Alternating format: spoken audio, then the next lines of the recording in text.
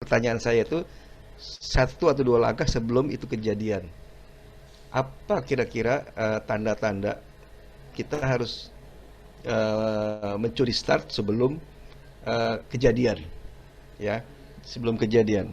Eh, Maksud saya gini, tadi kita bersikap, oh ya, saya harus bikin suatu langkah antisipasi atau karena suatu sebab, karena suatu perkara, Mhm. ya, oh ya, kita harus perbaiki, develop, ya. Nah, sebelum itu istilah saya mungkin istilahnya bahasa gampangnya Mhm. kepentok ya. Nah, sebelum Mhm. kepentok itu apa tanda-tandanya? Ya, terima kasih Pak Idat, Ya. pertanyaan yang super banget, keren ya.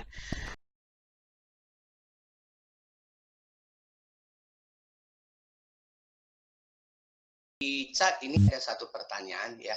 Siap. Jadi tadi dikatakan bahwa di usia 40 kan berfokus pada kekuatan ya, Ya. sama metode-metode. Jadi yang dipertanyakan kira-kira ada metode apa yang dianjurkan untuk usia 40-an? Oke. Oke ya. Jadi secara ideal sebenarnya usia 40-an itu harus menemukan zona kekuatannya, ya. Jadi itu akan menjadi profesi ya, profesi dia gitu. Gini, zona kekuatan itu contoh yang paling simple aja. Misalnya tadi yang nanya tadi suka bekerja di dalam ruangan atau di luar ruangan. Nah, kalau sekarang harus di dalam ya, pandemi masalahnya. Nah, terus kekuatannya di mana misalnya di admin misalnya sering suka ngetik gitu, atau sukanya jalan-jalan menemui orang. Nah, itu yang paling besar ya. Maksudnya itu harus kita jadi harus sering kalau di self improvement memang kita harus membuat kalau bisa sih disarankan membuat jurnal harian ya. Jadi seperti ini kita ada jurnal harian. Jadi kita akan menilai diri kita ini sebenarnya kekuatannya di mana. Jadi cuman kalau usia 40 misalnya kita pengen memulai sebuah karir ya, saya sarankan di zona kekuatan gitu. Contoh aja saya misalnya, saya ini zona kekuatannya ngomong. Berarti saya akan bekerja di area yang banyak ngomong. Kebetulan saya juga pernah jadi guru, pernah jadi dosen, pernah jadi pembicara. Jadi itu sehingga ketika saya ngomong, saya bisa ngomong sampai 12 jam sampai istri saya bingung. Loh kok bisa 12 jam? Zona kekuatan. Apalagi kalau omongan saya sudah skill dan tinggi ya, omongan saya bisa berbayar. Ini keren. Jadi bisa diupahin gitu sama orang karena udah biasanya orang kalau kompetensinya tinggi, skillnya tinggi, bayarannya gede gitu. Nah itu tapi dilatih ya tentunya gitu. Jadi memang nanti seperti itu sih yang bisa saya jawab. Tapi bisa saja usia 40 memulai sebuah karir ya.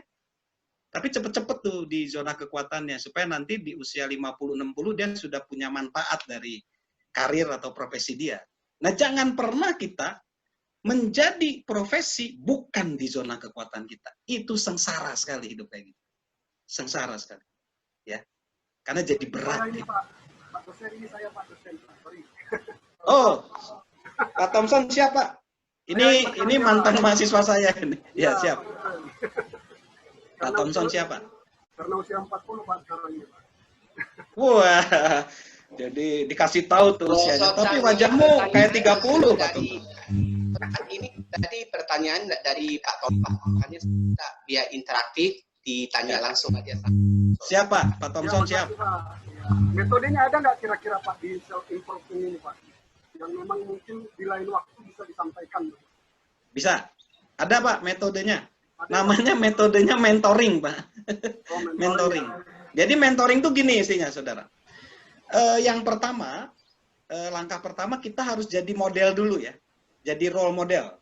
Jadi teladan. Lalu kita nanti mengawasi menti kita atau orang yang mau kita arahkan. Kalau misalnya kita leader, next leader diarahkan. Lalu kita awasi. Lalu setelah itu diberi sebuah project di bawah pengawasan kita ya.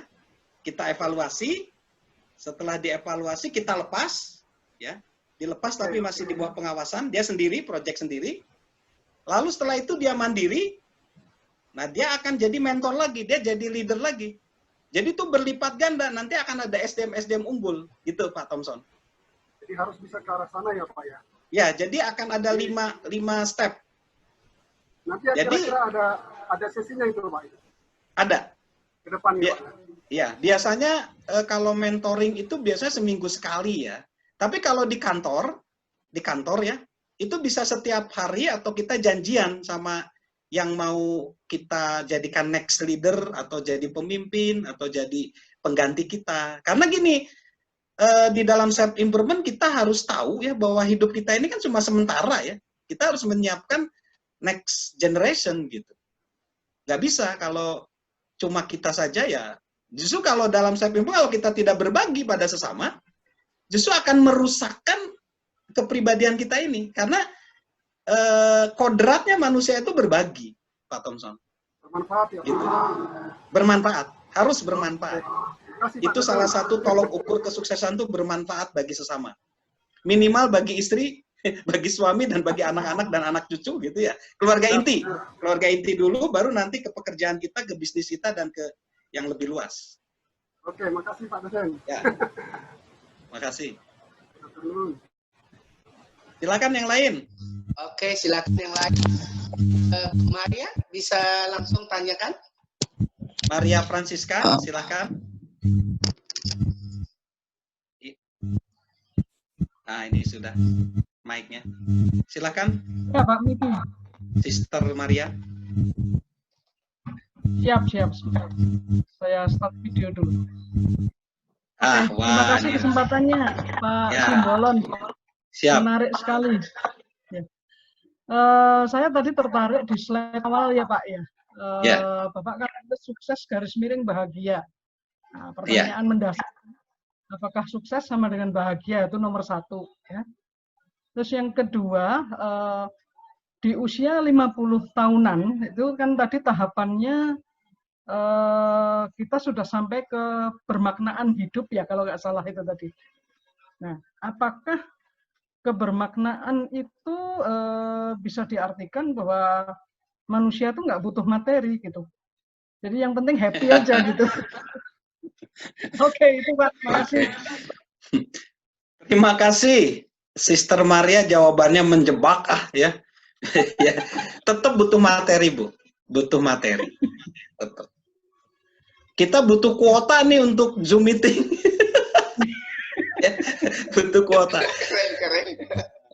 Jadi begini Bu, sukses itu tadi saya katakan Bu, sukses itu bukan sebuah foto kalimatnya ya, bukan sebuah foto, bukan sebuah momen, tetapi foto bergerak Bu. Ini contoh ya, contoh paling real. Saya ini kemarin waktu bulan puasa, saya kan ada grup SD ya, alumni SD. Nah teman saya tuh di SD itu berhasil dulu, SD atau SMP kalau nggak salah, dia cukup bagus di kelas. Tetapi di kehidupannya gagal, dia kawin cerai 3 kali, lalu akhirnya umur seperti saya ngaku aja umur 50-an ya, sistemnya ini semua yang ada di Zoom meeting ya, harus dibantu. Akhirnya ketika bulan puasa itu kita kumpulkan teman-teman untuk donasi buat dia, karena dia tidak bisa hidup untuk 1 hari pun, bayangin. Gitu. Nah, berarti tapi dia ngomong kalau di alumni, gua gini, tapi dia punya sukses, tapi sukses di masa lalu persoalannya. Oke? Nah, sukses itu kan bukan foto, saya bilang. Bukan foto kenangan masa, tapi sukses itu adalah foto yang bergerak. Jadi sukses itu harus terus, Bu. Bahkan harus sukses di masa kini. Dan juga mempersiapkan sukses di masa depan. Jadi, bisa dikatakan sukses itu adalah sebuah proses. Gitu. Proses berkelanjutan, itu sukses. Misalnya tadi saya ngomong kan, saya punya mobil nih, mobil baru, sukses kan? Biasanya sindrom punya mobil itu paling 3 bulan, Bu Siska, ya kan? Gitu. Tapi nggak tahu, tanya Pak Dwi, kalau sindrom punya istri baru berapa bulan? Nggak tahu di Pak Dwi, nggak ada suaranya tuh ya. Jadi manusia itu, kepuasan itu terus, Bu. Nggak, apa sih arti puas kan? Itu susah didefinisikan. Kalau begitu, banyak orang kaya misalnya seperti Bill Gates itu, dia kekayaannya besar, jamnya katanya, jam tangannya ini cuma 200.000 merek Casio. Kan gitu.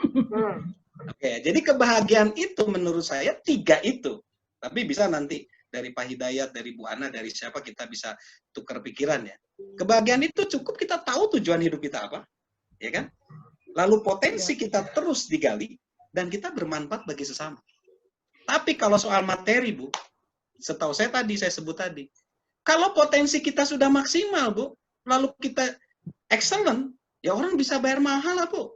Tapi kalau ecek-ecek, Bu, enggak dong. Misalnya Ibu nih, misalnya, mau pesen restoran atau GoFood ya, Ibu kan pasti cek makanan yang berkualitas, betul nggak, Bu Francisca? Kalau kualitas berani bayar mahal, ecek-ecek, bayar murah dong. Maka yang kedua tadi kan, ketika dia bekerja di zona kekuatannya, misalnya seperti contoh pembicara, dia diundang kemana-mana, pasti materinya akan nyusul. Tetapi hati-hati SOP-nya di alam semesta ini, jangan cepet-cepet ngejar materi. Biasanya karena ngejar materi banyak orang jatuh akhirnya. Gitu. Tapi materi itu bisa dapet sebenarnya. Ya, makanya itu kan di self improvement nggak terlalu dibahas karena itu sebenarnya tuh efek lanjutan dari itu. Nggak terlalu ditekankan. Karena materi sendiri kan jadinya fleksibel. Berapa sih bagi seseorang 1 juta itu gede, 1 miliar gede, itu bukan itu. Tetapi upaya memperoleh materi pun kan harus jujur, Bu. Kan gitu. Di sini kan ada nilai jujur. Setuju. Jadi berarti di self improvement ini nggak boleh orang bisnis narkoba, Bu. Nggak boleh. Bisnis pornografi gitu nggak bisa di sini. Gugur dia. Iya, nah, materi yang halal, Bu. Yang halal aja gitu. Gitu ya, Bu Praja. Jadi boleh japri juga lah, banyak pertanyaan. Tapi saya coba kasih yang umum aja deh. Ya, makasih Pak. Ya. Silahkan yang lain mungkin. Ya, selamat sore Pak. Oh, selamat sore Pak Immanuel Huta Galung ya? Iya Pak, betul Pak. Siap. Ini saya senang dengan pembahasan hari ini mengenai self improvement, khususnya tadi di slide tentang itu ya, tentang usia yang khusus untuk usia yang 20. Nah, tadi saya sangat senang dengan Mas Bro ini 20 ya, Mas Bro ya? Masih ganteng nih Mas Bro nih. Ganteng.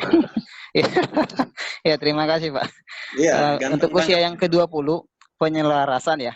Ya. Kalau mungkin saya bisa membahasakan dengan bahasa saya sendiri, usia 20 ini merupakan transisi dari usia SMA mencari jati diri.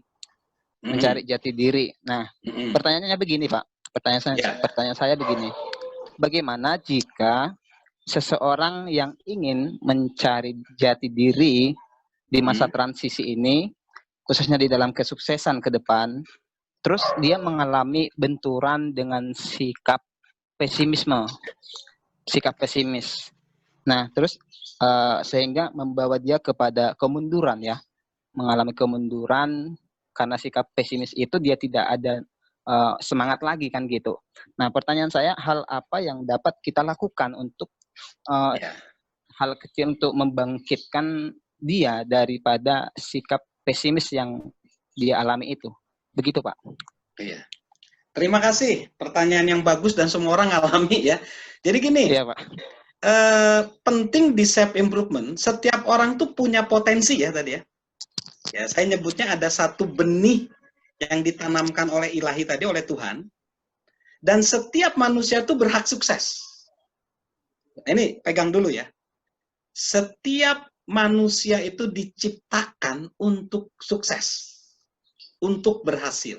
Nah, cuman ada banyak kendala kan. Misalnya yang saya alami, seorang anak orang tuanya bercerai. Waduh, kendala nih. Biasanya kalau bercerai itu yang jadi korban kan anaknya ya. Itu ada kendala. Tapi biasanya, terus ada lagi, ada misalnya kekurangan di dalam tubuhnya. Misalnya. Nah, di dalam self-improvement, kesulitan, kegagalan, kesalahan itu dihalalkan. Jadi bukan haram. Karena itulah bagian dari hidup. Jadi banyak kan kalau teori pendidikan itu kita menghindari kesulitan ya, kapan pinternya ya? Kapan pinternya? Nggak bisa. Jadi sikap pesimis itu terjadi karena kurang percaya diri atau takut menghadapi masalah. Jadi sebenarnya bedanya orang sukses sama orang gagal itu adalah apa? Orang gagal itu juga gagal, orang sukses juga gagal. Jadi baik orang sukses dan orang gagal itu gagal. Bedanya, orang gagal berhenti di kegagalan, orang sukses ketika gagal, dia evaluasi, dia introspeksi, dan pada titik tertentu, dia berhasil. Jadi bedanya cuma beda tipis, dua-duanya juga gagal. Tetapi yang satu terus, karena orang yang terus-menerus berusaha, ada satu titik nanti dia akan berhasil. Nah, kalau masalah titik ya, jodoh, pekerjaan, uang, karir, itu harus melibatkan satu aspek yang tidak bisa kita kendalikan. Siapa? Izin, restu, perkenanan dari Sang Pencipta kehidupan. Oke? Nah, itulah titik susah. Titik susah itu pertemuan antara upaya manusia dengan perkenanan Sang Pencipta. Ketemu, jodoh, karir, ya kan? Proyek. Nah, tugas manusia di Self Improvement hanya menyediakan lahan, jalan supaya perkenanan dari Sang Pencipta kehidupan terjadi. Manusia berusaha, Tuhan yang menentukan. Itu tagline-nya. Nah, kalau pesimis, jangan pesimis ya. Karena pasti akan gagal, banyak kegagalan. Saya bisa seperti ini karena banyak kegagalan sebenarnya. Tapi saya tidak. Jadi gini, ada penelitian di Harvard University, ini penelitiannya mahal sekali. Orang di wisuda di Harvard, ya, sampai sukses itu diikutin terus sama peneliti, sampai 15 tahun setelah di wisuda. Ada 1.000 mahasiswa diteliti, rata-rata orang berusaha di usaha yang ke-16. Berhasil. Itu cuma 1% yang berhasil. Nah, kalau orang berhenti di usaha ke-15, kadang-kadang step kegagalan, langkah kegagalan dan cuma 1 langkah. Tapi kalau orang tidak pernah berhenti, akan ketemu titik suksesnya di situ. Jadi kata kuncinya tuh jangan pernah berhenti. Itu saja. Jangan pernah mengundurkan diri, jangan pernah putus asa berhenti. Karena suatu saat, kalau Tuhan berkenan, Tuhan mengizinkan, di situ ada titik kesuksesan. Ya tadi yang 16 itu bukan harus ke 16 ya. Karena tadi kan titik kesuksesan itu excellent tadi itu titiknya itu cuma 2. Faktor dari atas ya dan faktor dari bawah manusia. Ketemu di situ titik. Itu namanya momentum. Boom gitu. Terus. Baik, terima kasih Pak. Ya. Ada lagi Pak? Oke. Ini Bro, cukup? Ya, oke. Yang lain silahkan. Pak Alex, selamat ketemu nih teman lama nih Pak Alex Stefanus. Halo Pak Alex. Wah, Bro Alex ini keren. Pak Alex nanya itu Pak. Pak Alex. Nggak tahu Pak Alex mah pinter itu sahabat. Wah, dia ya kan. Sharing-sharing aja loh Pak Alex. Pak Alex tadi nanya Pak itu tadi Pak. Ada Pak Alex, silahkan. Atau komentar aja Pak Alex. Silahkan. Iya, saya mau tanya berkenaan dengan bagaimana mengoptimalkan diri pada waktu kita sudah menjalani karir misalnya selama 10 tahun tapi nampaknya stagnan di situ. Kira-kira indikator-indikator apa yang kita lihat supaya bisa optimal berkaitan dengan self improvement ini Pak Sultan. Oke, terima kasih Pak Alex, sahabatku ya. Jadi sebenarnya saya ini sungkan sama Pak Alex karena dia juga pengalaman sebenarnya. Nggak tahu dia nanya nguji apa mana nggak ya. Gini Pak Alex, jadi kata kuncinya cuma satu. Ciri kalau orang mau improvement itu adalah bosan dan jenuh. Gitu. Kalau sudah bosan, itu tanda kita harus improve lagi. Kalau sudah jenuh, improve lagi. Jadi, kejenuhan dan kebosanan adalah tanda untuk kita naik level lagi. Berimprove lagi. Gitu. Dan perlu ada pertukaran ya Pak. Perlu ada bidang-bidang baru yang kita pelajari. Karena ya memang itulah manusia. Manusia itu sekarang kalau kita makan bakso ya.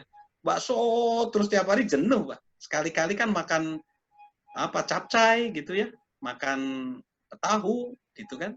Sama di self improvement juga kalau kita bidangnya itu terus, nah, gitu. Tapi bisa juga itu terus, tapi mungkin spesialisasi ya, dari generalisasi ke spesialisasi. Saya memang sekarang di spesialisasi self improvement. Sebenarnya ada banyak, tetapi spesialisasi itu akan mempertajam kita, Pak. Bisa. Jadi jangan terlalu umum, Pak, ilmu kita. Harus yang spesialisasi. Dan jadi kata kuncinya, Pak Alex, kalau kita sudah bosen, sudah jenuh, tidak ada gairah lagi untuk mempelajari bidang itu, ya, Bapak harus berimprove. Itu tanda, Pak. Karena manusia itu seperti itu, dia harus improve terus menerus. Sehingga kita awet muda dan panjang umur, Pak. Dan sehat selalu. Melanjut sedikit, Pak Simbolon, ya.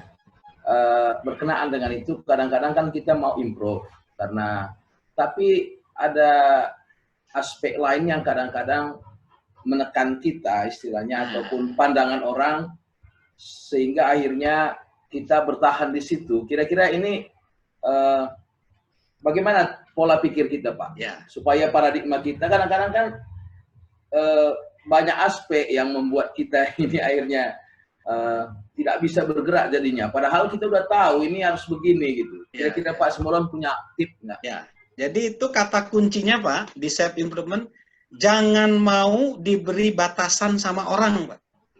Jadi dalam self improvement, orang itu pada intinya itu sering memberi batasan kita. Ah, kamu begitu. Nah, komentar orang lain itu perlu kita kita olah di pikiran kita, ya.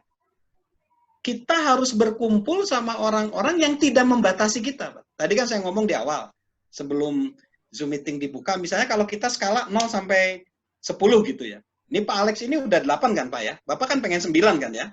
Ya. Gitu. Nah, tapi lingkungan Bapak itu 7, Pak. Bapak ditarik terus ke 7. Ya kan? Sulit, Pak.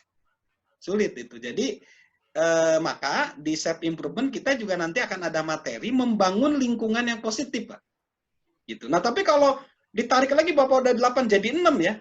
Saya sarankan Bapak keluar dari lingkungan itu, Pak. Ditarik lagi Bapak jadi 5 nanti. Karena lingkungan itu nggak kondisif membuat Bapak berimprove. Harus berani memang, Pak. Gitu. Karena kan Bapak udah 8. Masa Bapak 8 ditarik jadi 5? Karena membatasi, oh Pak Alex nggak bisa, oh Pak Sorchan nggak bisa, oh gini nggak bisa. Banyak orang kayak gitu. Gitu. Orang self improvement harus punya percaya diri, dia fokus pada zona kekuatannya, dia pindah lingkungan baru atau zona baru untuk, ya memang ada nanti di self improvement satu tema namanya prinsip pertukaran, Pak. Kita harus menukarkan sesuatu dengan yang lebih baik, yang lebih excellent, lebih mulia. Balik lagi, karena itu tadi kata bosan dan jenuh.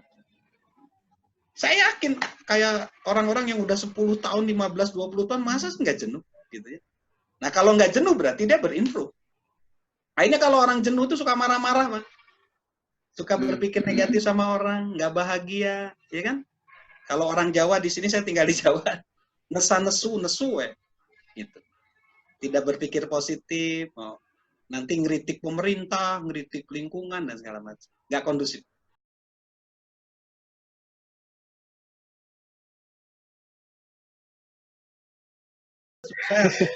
Ini langsung dipraktekin sama aku, Om, self improvement ini. Weh, barusan mantap, barusan aku di mall, terus mobil keparkir, tiba-tiba dicium sama orang keluar. Jadi harus positif, kata Om kan. Ya udah, jadi aku positif tiba.